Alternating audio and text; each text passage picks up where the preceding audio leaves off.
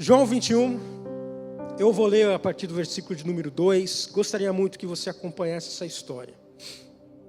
Diz o seguinte: estavam juntos Simão Pedro e Tomé, chamado Dídimo, e Natanael, que era de Caná da Galileia, e os filhos de Zebedeu, e outros dois de seus discípulos.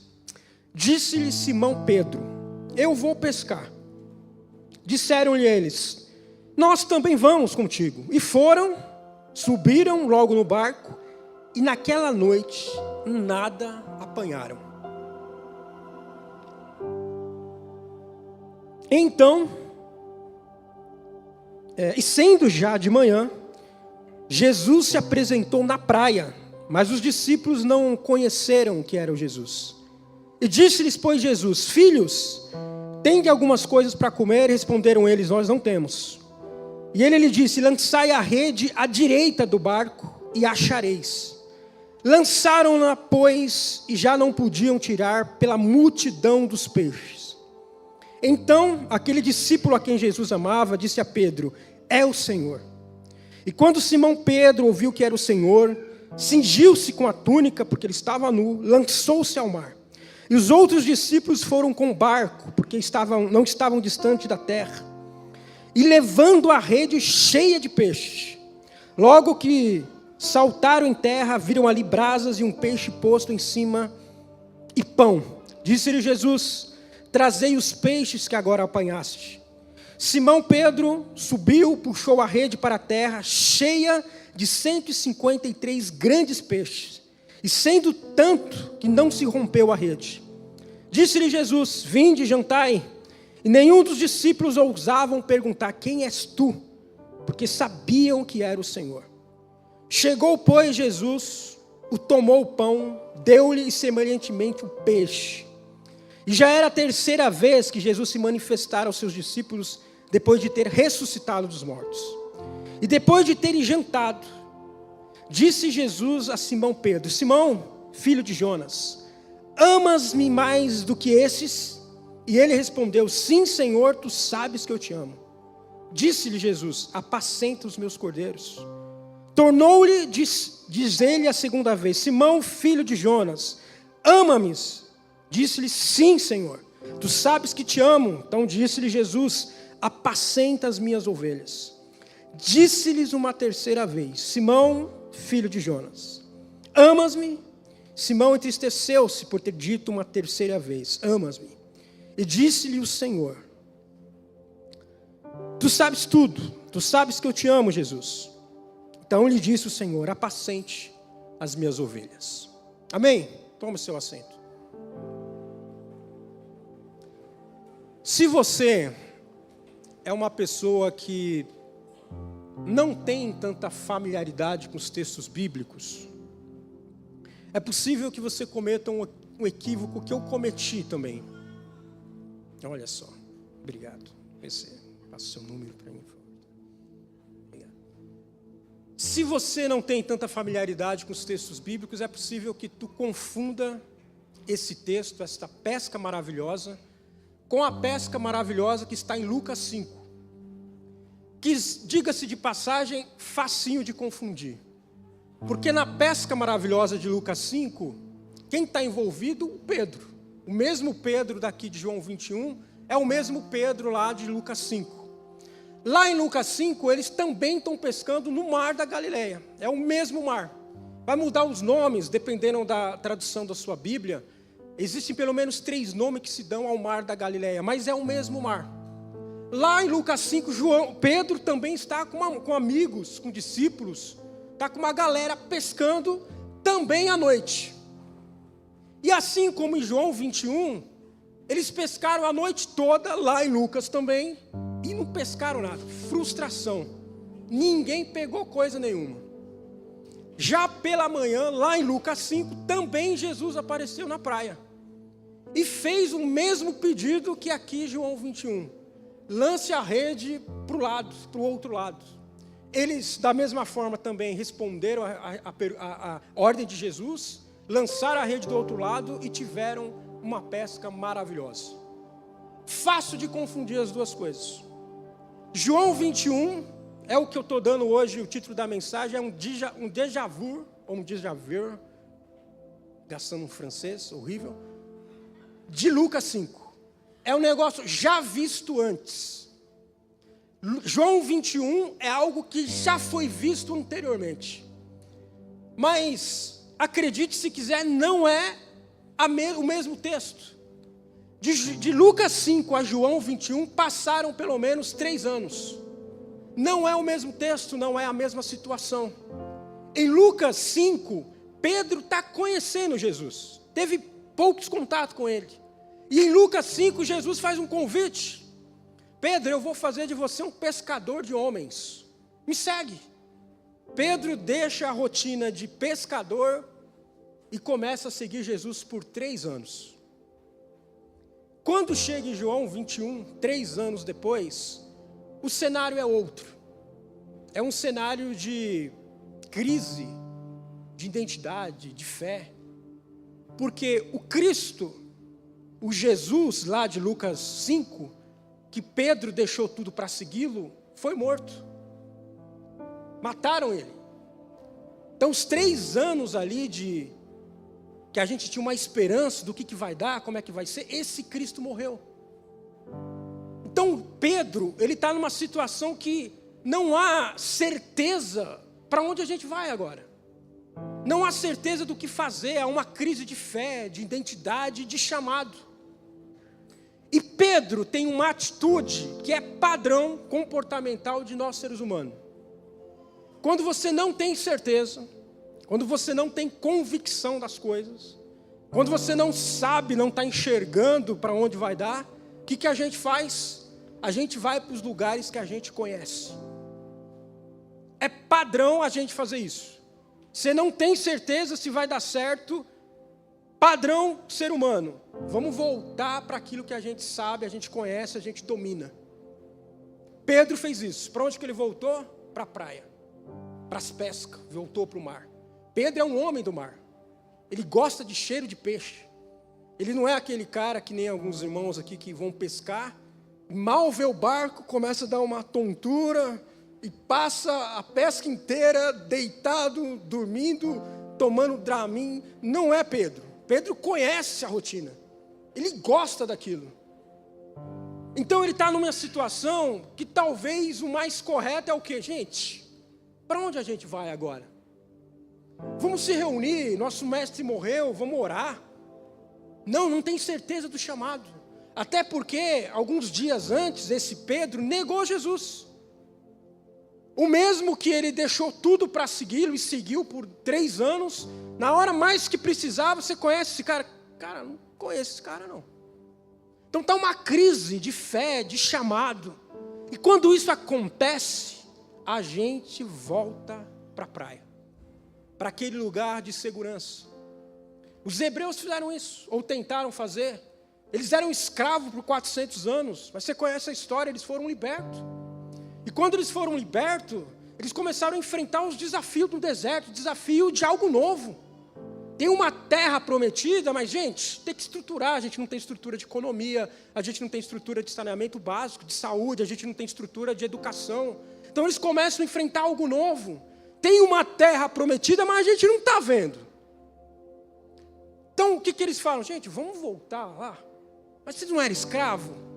Cara, mas a gente sabia como que eram as coisas. A gente sabia a hora de dormir. A gente sabia o momento certo de comer. A gente sabia os limites. A gente estava confortável. É padrão nosso voltar para os lugares que a gente tem domínio. E diga-se de passagem, o Evangelho vai querer que você saia do lugar. Meio coach nisso, né? Mas o Evangelho vai provocar em você saídas do lugar onde você está. É assim Abraão, Isaac, Jacó. Sai da sua terra. É assim com Paulo. É assim com Pedro. O Evangelho provoca em nós uma mudança, uma chamada que vai nos provocar a saída do lugar. O Evangelho é Deus entrando nos déjà vus das pessoas, do mundo. Mais do mesmo. É um mundo de violência, idolatria, é um mundo de refúgios, de tentar se refugiar em algum lugar, no dinheiro. A gente sente confortável, se você sentiu segurança nisso, você vai voltar para aquilo. Mas o Evangelho é o Jesus invadindo a nossa praia, para nos chamar de novo. Para fazer a gente soltar daquilo que a gente tem segurança. Eu ministrei lá para minha filha, acho que a semana retrasada, a gente estava no nosso culto doméstico, e eu lembrei de um desenho que a galera da década de 70, 80, 90, assistiam com mais frequência, que é o Snoopy. A turma do Charlie Brown. Talvez a galera mais nova sabe, mas não assistiu. O Snoopy, o autor dele, ele é um cristão, um professor de escola bíblica, que amava a história. Você vê, se você assiste, tem um dos episódios mais famosos, que o Charlie Brown tem que fazer um trabalho sobre Leon Tolstói, um filósofo pensador russo, cristão, apaixonado pela simplicidade de Jesus. Então, o filme, os desenhos e a série do Snoopy é cheio de valores cristãos ali. Os personagens e as suas características representam comportamentos humanos. Então, Charlie Brown, por exemplo, ele é aquele cara que sempre erra. Ele sempre tenta ele erra sempre. É uma característica nossa. Mas tem uma pessoa, e foi isso que eu ministrei lá para a Maria Júlia, tem um menininho lá chamado Linus, que é aquele que sempre carrega um cobertor. Para onde ele vai, ele está com um cobertor na mão. Quem é da década de 70, 80, 90, sabe de quem eu estou falando. Se o episódio está acontecendo no inverno, ele está com cobertor. Se está acontecendo no verão, ele está com o cobertorzinho dele. E a galera, cara, você não vai soltar esse cobertor. Ele não solta o cobertor. E perguntaram para ele no episódio, o que você vai fazer quando você crescer? Ele disse assim, eu vou pegar esse cobertor, eu vou transformar numa jaqueta e eu vou usar. O autor, é o Charles Spence, uma coisa assim, ele está dizendo o seguinte, o cobertor do Linus é a segurança dele. E todos nós temos um cobertor. O do Linus está à mostra, mas nem de todo mundo está à mostra. Mas a gente tem um cobertor que é a nossa segurança. E a gente cresce e faz do cobertor uma jaqueta, mas a gente continua com o cobertor. Mas tem um episódio que, se você puder assistir, o Natal de Charlie Brown. Que o Charlie Brown acorda, está todo mundo feliz, e ele está com um negócio aqui dentro, porque ele fala assim, eu não sei qual que é o significado do Natal. E passa o desenho todo, ele com essa... Está todo mundo recebendo presente, ele fala, eu deveria estar feliz, mas eu não sei qual é o verdadeiro significado do Natal. E aí convida o Charlie Brown para ele ser diretor de uma peça teatral, e não dá nada certo. Ele vai pegar uma árvore de Natal, e a galera fala assim para ele, Charlie Brown, pegue a mais bonita, você sempre erra. Cara, ele pega, tem umas árvores de Natal superficial, grandona, bonitona, ele pega uma que é de verdade, uma árvorezinha que está pequenininha, e ele volta com aquilo, todo mundo, você errou de novo, que árvore feia, e não sei o quê, isso magoa o cara. No final do episódio, ele fala mais uma vez, qual é o sentido do Natal? O Linus, com seu cobertorzinho, aparece e diz assim, eu vou falar para você qual é o sentido do Natal. Ele toma acesso ao palco que aconteceu o teatro, as luzes ficam sobre o Linus, e ele abre na passagem de Lucas, onde os magos estão sendo visitados por anjos, e os magos dizem assim, e ele começa a ler, não temas.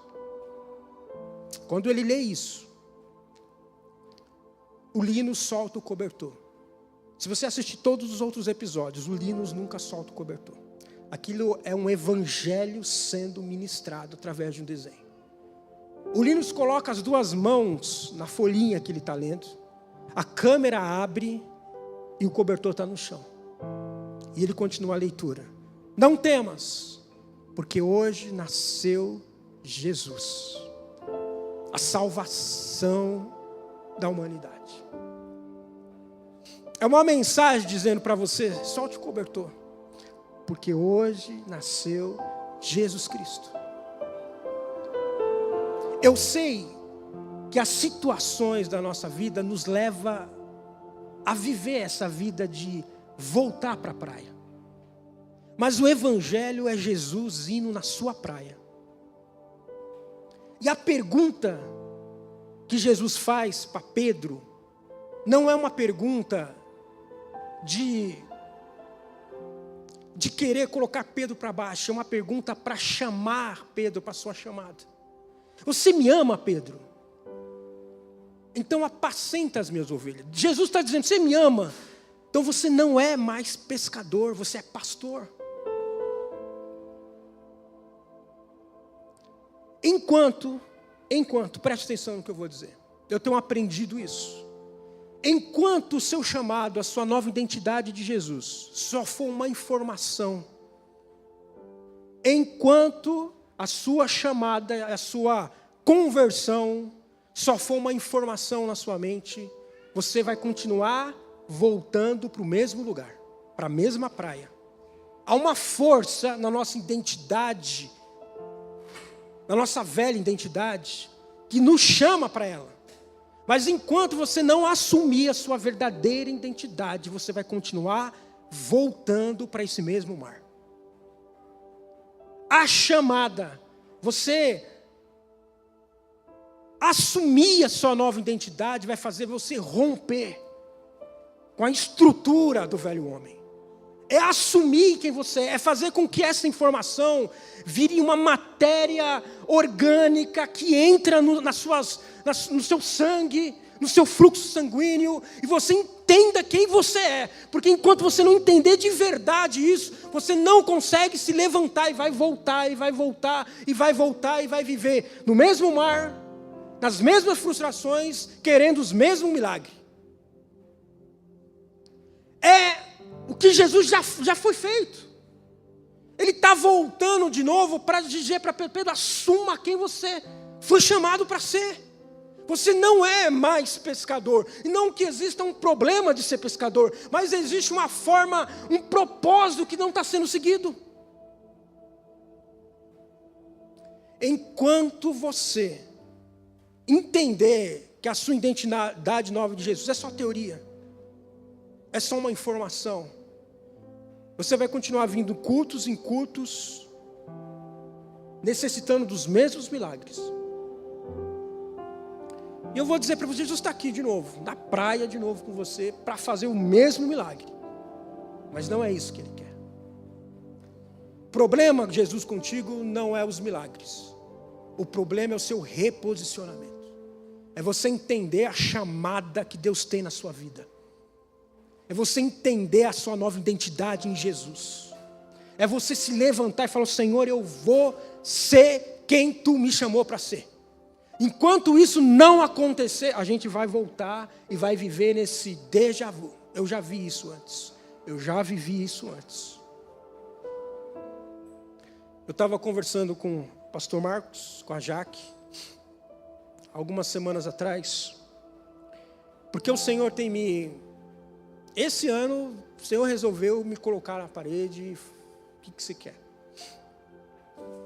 Desde janeiro. E tem acontecido umas coisas que eu sei que não tem como não ser Deus. E uma das coisas que aconteceu é que eu estava em casa e resolvi assistir um congresso que estava acontecendo de família. E foi pregar um pregador que eu nunca parei para ouvi-lo, porque eu não gosto muito do jeito que ele prega, a forma como prega. Nunca, um pregador famoso. Mas naquela noite, o Espírito Santo me fez ouvir aquele pregador. Eu chorei a pregação inteira, copiosamente, como há muito tempo eu não chorava. Chorei que nem um menininho. E no final da mensagem, aquele pregador chamou uma criança no meio da igreja. Aquela criança veio até o púlpito E ele perguntou, qual é o seu nome? Ela falou, Esther. Esther, quantos anos você tem? Tenho 10 anos. Me abraça aqui, Esther. Esther ficou abraçada com ele. E ele disse assim, não é mais sobre você. Você está salvo. Você tem estrutura para viver o resto da vida sem negar Jesus, indo nos cultos. Não é sobre você, é sobre a Esther. Que igreja a Esther vai ter daqui 10 anos, se você não assumir o seu chamado? Não é sobre você, Pedro, é sobre Esther. É sobre as minhas ovelhas. É sobre a Maria Júlia, é sobre a Maria Helena. É sobre o Ítalo, é sobre as nossas crianças do MAP, é sobre os nossos jovens do MAP, é sobre as ovelhas de Jesus. Não é sobre você. Você está bem, você é hora, você é maduro, você tem anos andando com Jesus, mas tem um chamado na sua vida. E o chamado de Deus na nossa vida requer que a gente saia dessa praia. Porque esse Pedro aqui, que estava voltando para a praia, ele assumiu o chamado. Esse Pedro aqui, depois dessa praia, ele vai pregar em uma pregação só, 3.000 pessoas vêm para Jesus. Esse Pedro aqui está indo orar no templo, e tem lá um aleijado pedindo esmola, e ele diz o seguinte, não tenho prata, não tenho ouro, mas o que eu tenho te dou, levanta e anda em nome de Jesus. É o Pedro que resolveu assumir a chamada. Esse Pedro aqui escreve para a gente 1ª e 2ª epístola de Pedro. Você já leu? Que linda aquelas cartas. É o Pedro que lidera a igreja de Jesus nos primeiros dias. É o Pedro que não morre no naufrágio. Ele não morre afogado no alto mar, porque ele não voltou a pescar. Ele morre crucificado. De onde vem essa coragem de alguém que negou Jesus lá atrás? E que há um consenso que diz que Pedro disse assim, eu não quero que me pregue da mesma forma que Jesus. Me coloque de cabeça para baixo. Deixa eu ser crucificado assim, porque eu não sou digno de morrer como meu mestre morreu. De onde vem essa coragem? Vem de gente que assume o seu chamado. Vem de gente que fala, Senhor, eu estou aqui. Porque quando você assume o seu chamado te cura. O seu chamado provoca você coragem. E nós fomos chamados não para covardia. Há um espírito que faz a gente avançar. Essa mensagem talvez não é para todo mundo. Mas é para quem está cansado da mesma praia, do mesmo mar, das mesmas frustrações, precisando de novo do mesmo milagre. O Senhor te chama aqui hoje. O Senhor Jesus está na sua praia. Se você precisa de um milagre, não é esse o problema para Ele. O problema dele contigo é quando que você vai se reposicionar. Quando que você vai entender a sua nova identidade, Jesus? É muita teoria. É muito deixar para depois. Não, no culto que vem, há um chamado do Senhor na sua vida. Há um chamado do Senhor na sua vida. Não é por você, é pelas ovelhas de Jesus. Não, eu não sou pastor. Irmão, todo mundo aqui tem uma ovelha para a gente tratar. E a ovelha não é sua, a ovelha é do Senhor. Jesus está te chamando. Você me ama? Você me ama, Pedro, mais do que essa galera aqui que sai contigo para pescar? Que é bom, né? Sai com a galera para pescar. São seus amigos de peito, seus amigos de... Você me ama mais que eles? Você me ama mais do que ir pescar? Senhor, tu sabes. Então apacenta as minhas ovelhas. Jesus está na sua praia, se você não percebeu ainda. E há um chamado específico que você sabe qual é. Há talentos e dons em você que você não vai conseguir usar no mar. No mar a gente usa rede, barco. Mas há uma unção em você que não é no barco. Há uma graça sobre a sua vida há uma habilidade específica dentro de você que não vai ser usada em alto mar. E está parado aí. Mas há ovelhas para a gente cuidar. Ovelhas de Jesus.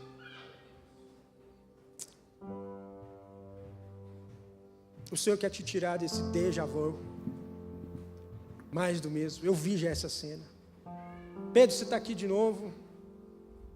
Mas eu estou aqui de novo também. Para te chamar hoje.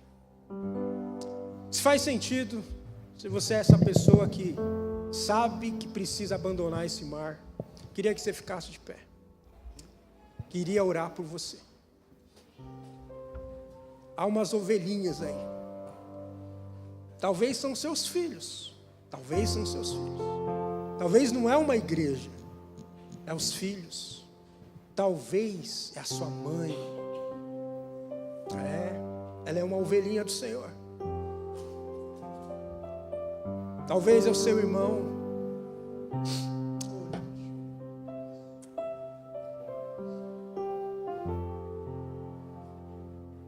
Quando a gente, é pesado, mas quando a gente nega o nosso chamado, faz vista grossa, as pessoas vão morrendo ao nosso redor, e a gente não dá conta que foi para esse tempo que eu te chamei, Esther. Foi essa a palavra? Foi para esse tempo que eu te chamei. Foi para esses dias que eu te chamei. Foi para esse tempo que eu te levantei. Porque há ovelhas para a gente cuidar. O Senhor quer te usar para cuidar das ovelhas dele. Pode ser seu filho, pode ser o pai que está tão distante, está precisando de um abraço, está precisando de uma oração que está em você. Senhor, eu oro aqui por pessoas que querem sair dessa praia, Senhor, que te amam, Senhor, que talvez não entendeu o chamado e talvez não entendeu o peso, mas eu ministrei a tua palavra aqui para gente espiritual, um coração aberto, gente que é sensível à sua voz, e gente que sabe que tem ovelhinhas morrendo, que pertence ao seu rebanho.